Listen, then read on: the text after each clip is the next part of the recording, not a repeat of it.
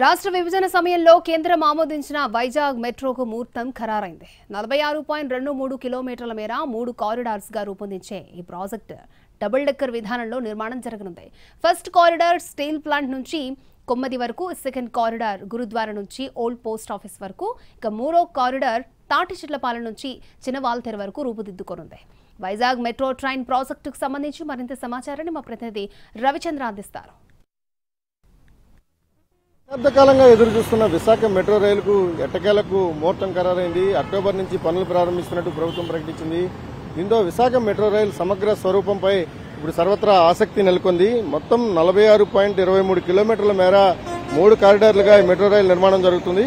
దీంట్లో ప్రధానమైన మార్గం విశాఖపట్నం నుంచి కొమ్మాది వరకు ఒకే డిపిఆర్లను సిద్ధం చేసింది. దాదాపుగా 14,000 కోట్ల రూపాయల పైచీలకు ఇందుకోసం ఖర్చు చేయాల్సిన అవసరం ఉంటుంది. డిపిఆర్లు సంసిద్ధమైన నేపథ్యంలో కేంద్ర ప్రభుత్వం నుంచి కూడా ఆమోదం లభించింది. దీన్ని ఎలివేటెడ్ కారిడార్ గా ఈ మెట్రో నిర్మాణం జరగబోతోంది. విశాఖపట్నంలో ఉన్న ప్లేస్ కన్సిస్టెన్సీని కూడా దృష్టిలో పెట్టుకుని డబుల్ డెక్కర్ మోడల్లో దీన్ని చేయబోతున్నారు. ఇందుకోసం ప్రత్యేకంగా ఫ్లైఓవర్ల నిర్మాణం జరుగుతుంది.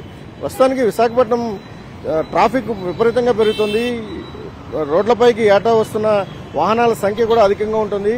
భవిష్యత్ అవసరాలు ఆర్థిక రాజధానిగా విశాఖపట్నాన్ని అభివృద్ధి చేయాలనుకున్నప్పుడు ఇన్ఫ్రాస్ట్రక్చర్ చాలా కీలకం కనుక అర్బన్ ఇన్ఫ్రాస్ట్రక్చర్ మీదనే ప్రభుత్వం ఎక్కువ ఫోకస్ పెట్టింది. ప్రస్తుతం ఉన్న ట్రాఫిక్ చిక్కులను తొలగించుకుంటూ మెట్రో రైలును రూపకల్పన చేస్తున్నారు. ఇందులో భాగంగానే 12 చోట్ల ఫ్లైఓవర్ల నిర్మాణం అవసరం అవుతుంది. ఫ్లైఓవర్లను ఏర్పాటు చేస్తూ వాటికి అనుసంధానంగా మెట్రో రైలు ప్రాజెక్టును రన్ చేయాలనేది ఆలోచన. ప్రస్తుతం నేను ఏదైతే ఈ జంక్షన్లో ఉన్నానో ఇది హనుమంతవాక కూడలి అత్యంత రద్దీగా ఉండేది. జాతీయ రహదారిపై సిటీని కనెక్ట్ చేయడంలో కీలకమైన ఈ ప్రాంతాన్ని దాటుకుని సిటీలోకి వెళ్లాలంటే ట్రాఫిక్ పరంగా అనేక సమస్యలు ఎదురవుతున్నాయి.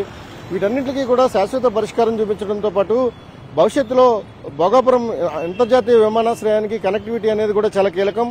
ప్రస్తుతం విశాఖపట్నం నుంచి భోగాపురం చేరుకోవాలంటే ఖచ్చితంగా 2 గంటల సమయం పడుతుంది. అంతర్జాతీయ విమాన ప్రయాణికులు కావచ్చు, లేకపోతే దేశీయ విమాన ప్రయాణికులు ఎయిర్పోర్ట్లో దిగి సిటీలోకి రావాలంటే పట్టే సమయాన్ని మరింత తగ్గి అన్ని రకాల ఏర్పాట్లు జరిగాయి. అక్టోబర్ నుంచి పనులు ప్రారంభమవుతాయి. ప్రధానమైన కారిడార్ జాతీయ రహదారి పైన వెళ్తుంది. 16వ నెంబర్ జాతీయ రహదారిపై స్టీల్ ప్లాంట్ నుంచి కొమ్మది వరకు ఫస్ట్ కారిడార్, ఆ తర్వాత మిగిలిన 2 కారిడార్ పనులను కూడా ప్రారంభిస్తామని ప్రభుత్వం ఇప్పటికే ప్రకటించింది.